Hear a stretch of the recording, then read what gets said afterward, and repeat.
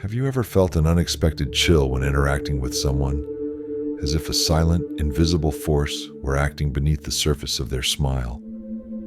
It wasn't fear in the conventional sense, but an instinctive sense that something was deeply wrong. Carl Jung, one of the greatest minds in psychology, devoted decades to understanding phenomena like this, and discovered a pattern that can be more dangerous than any explicit aggression: shadow projection. What makes this mechanism so threatening is its subtlety. It does not reveal itself in harsh words or hostile behavior, but in something much more covert, and precisely because of this, more difficult to detect and more devastating in its effects. Jung realized that some individuals, even those who appear to be the most cordial or charming, project denied aspects of themselves onto others, as if transferring parts of their own darkness onto those in front of them.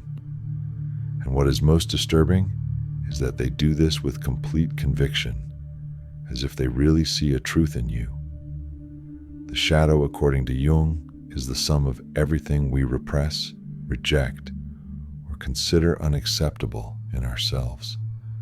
But these parts do not disappear. They lie dormant, hidden in the unconscious, accumulating psychic energy. When someone loses the ability to recognize their own shadow, this energy seeks an outlet. In this state, the mind creates narratives in which the other person becomes a living mirror of the inner darkness that the person refuses to see. The distortion is so great that they truly believe they are merely describing reality. That is why you may find yourself accused of intentions you never had, of feelings you never felt, being turned into a villain without any concrete basis. Modern neuroscience explains this phenomenon through confirmation bias. The brain selects evidence that supports pre-existing beliefs, but when the shadow is in charge, this process intensifies, transforming perceptions into absolute certainties, even in the face of evidence to the contrary. What was supposed to be a dialogue becomes a judgment, and what was supposed to be a relationship becomes a battlefield. Jung warned, when someone projects their shadow with full force, you are no longer seen as you are and are treated as the rejected content of the other. What really happens when you become the target of a dark projection? You're facing the external manifestation of a war that this person is waging internally. They cannot bear certain aspects of themselves and unconsciously choose you as the stage for this battle. It is as if, in your presence, they try to rid themselves of their own ghosts, dumping them on you with a conviction that borders on fanaticism. Jung observed that the more someone considers themselves absolutely good, the more dangerous their blindness to their own shadow is. Behind unquestionable virtue, there may be an ego inflation that escapes common perception, but transforms morality into an instrument of domination. This psychic inflation is perhaps the most alarming sign Jung identified. It is not visible arrogance, but the belief that one is above error, immune to doubt. Unlike common vanity, which we can easily recognize, ego inflation disguises itself as idealism, spirituality, or absolute righteousness.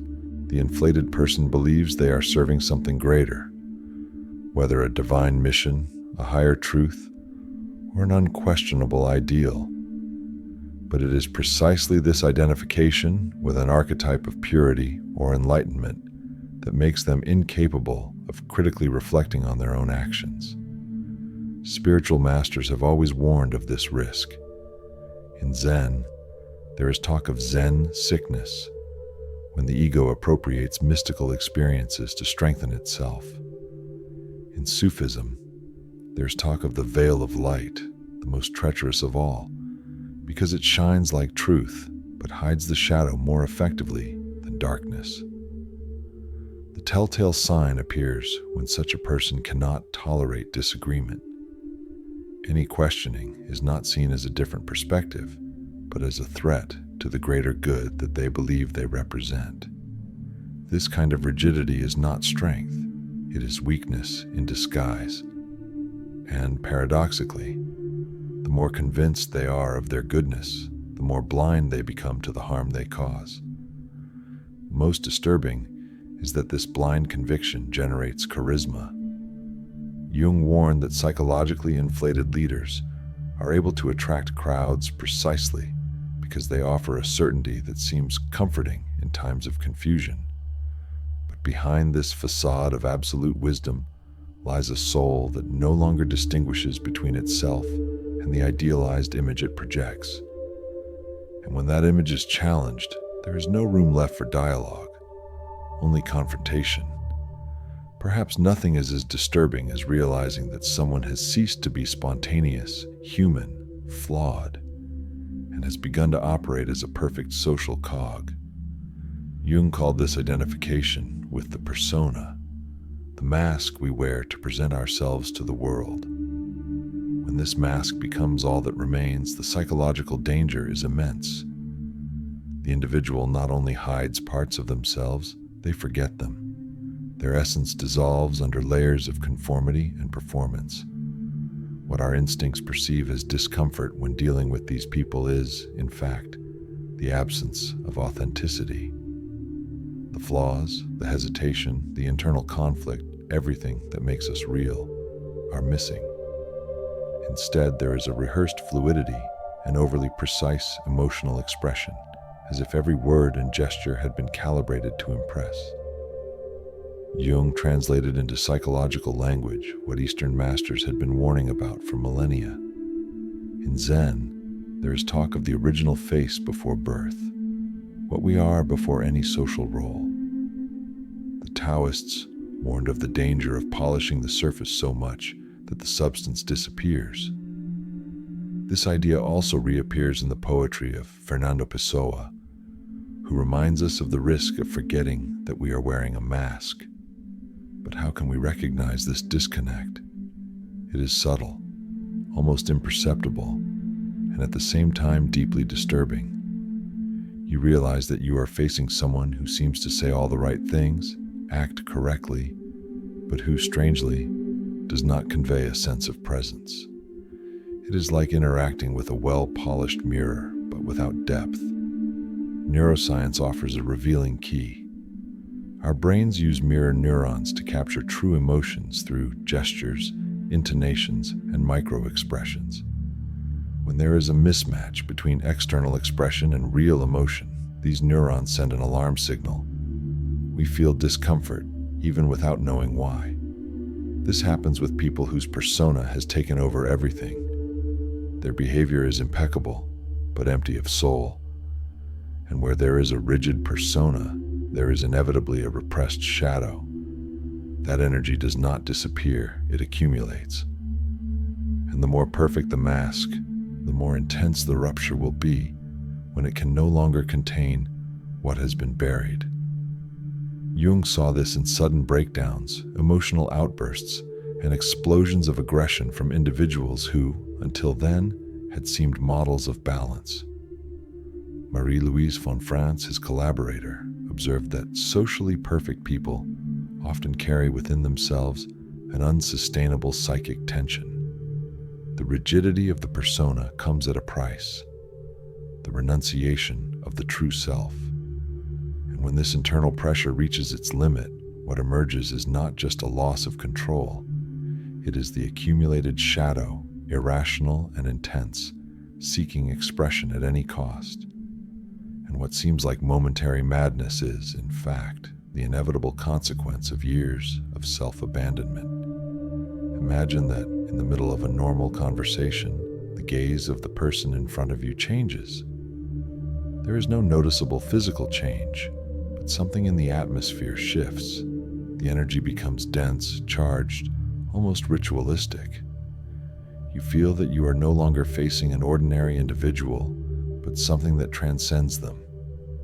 Carl Jung called this archetypal possession, a state in which the individual psyche is taken over by unconscious forces that belong to the collective unconscious. In these moments, the person ceases to act as themselves and begins to embody a universal role, The savior, the avenger, the eternal victim, the wounded warrior. The problem is not the archetype itself, but the complete identification with it. By becoming the archetype, the person loses the capacity for self-reflection, doubt, empathy.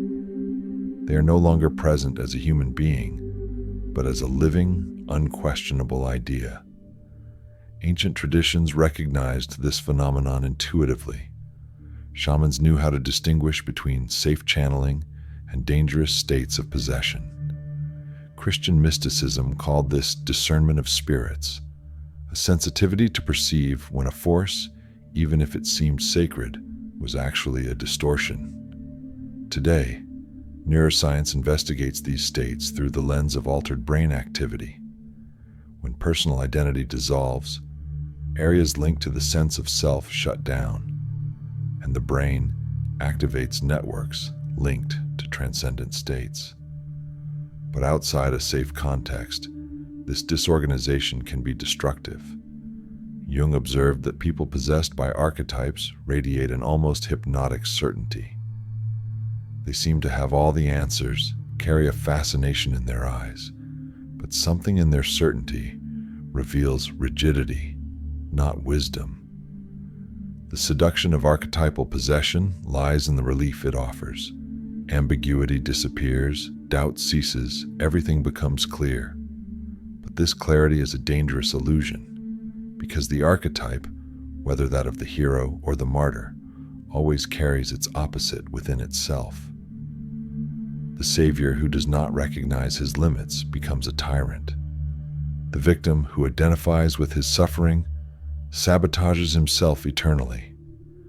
Jung documented cases in which spiritual leaders, taken over by the image of the enlightened guide, committed acts contrary to their own teachings, immersed in an unshakable conviction.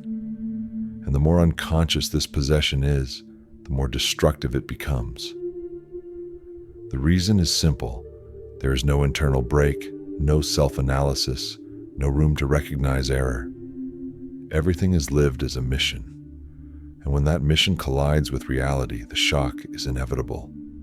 Collapse ensues. The mind can no longer maintain the archetype, and what follows is a void, a fall that can be psychological, physical, or spiritual. But before the fall, there is another sign, a disturbing pattern, the compulsion to repeat. The person trapped by unconscious forces begins to recreate, without realizing it, the same emotional plots, with different characters and contexts, but always with the same outcome. It is as if they were living imprisoned in an invisible script that repeats itself tirelessly, until something or someone interrupts the cycle. When someone is possessed by an archetype, the sense of clarity that emanates can be hypnotic. Suddenly, everything seems to make sense. There are no more doubts, no more hesitation. But this absolute certainty is a trap, because the archetype, in its symbolic nature, contains both light and shadow. The savior, if he does not recognize his limitations, becomes a tyrant. The eternal victim, by clinging to suffering, sabotages any possibility of healing. Jung reported numerous cases in which people dominated by archetypes committed acts totally contrary to their conscious values, and then could not understand how they had done such things. It was as if an alien force had taken over, and in a way, that was exactly what had happened. The loss of the capacity for reflection, of essential doubt, is what makes this state so dangerous, not only for others, but especially for those who experience it. But archetypes rarely act alone. They usually bring with them another deep and disturbing pattern, the compulsion to repeat. Jung observed that individuals taken over by unconscious forces tend to obsessively recreate the same painful situations. The faces, settings, and justifications change, but the script is always the same.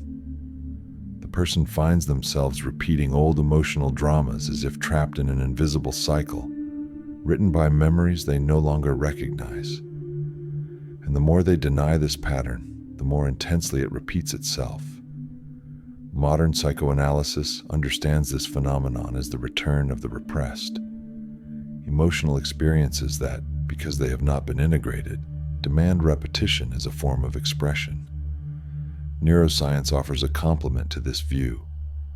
We now know that emotional trauma shapes the brain, creating neural pathways of automatic response. The brain, in search of familiarity, repeats patterns, even if those patterns are destructive. The victim of abandonment unconsciously seeks new abandonment. The betrayed approaches those who betray. The rejected seeks rejection, not out of masochism, but because it is neurologically familiar. Christopher Bollas called this unthought, formative experiences, events so early or intense that they escape conscious elaboration, but silently organize all future experiences. And the most disturbing thing is that the person sincerely does not understand why this always happens to them. It seems like bad luck, karma, fate, when in fact, it is the psyche trying to repeat the trauma in the hope of one day resolving it. Jung said, "I would rather be whole than good." This often misunderstood phrase does not justify harmful behavior, but reveals the urgency of recognizing everything we are, including what we would rather hide. Integrating the shadow is the opposite of pretending to be perfect. It is looking lucidly at our contradictions and learning to carry them with responsibility. While the persona seeks social acceptance at any cost, integration seeks truth. Spiritual traditions have expressed this idea symbolically. Tibetan Buddhism speaks of transforming poison into medicine, and alchemy of transmuting lead into gold.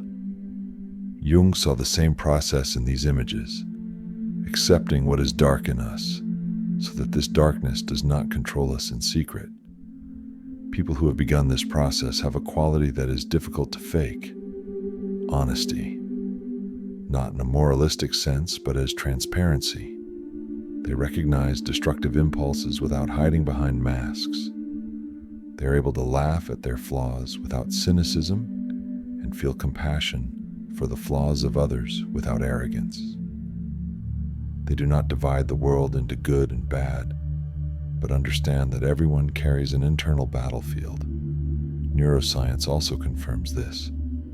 When someone integrates dissociated experiences, the brain creates new connections between emotional regions and areas responsible for self-reflection. This neural intertwining allows pain to become wisdom and automatic reactions to be replaced by conscious responses. That is why integrated people do not cling to an image of sainthood.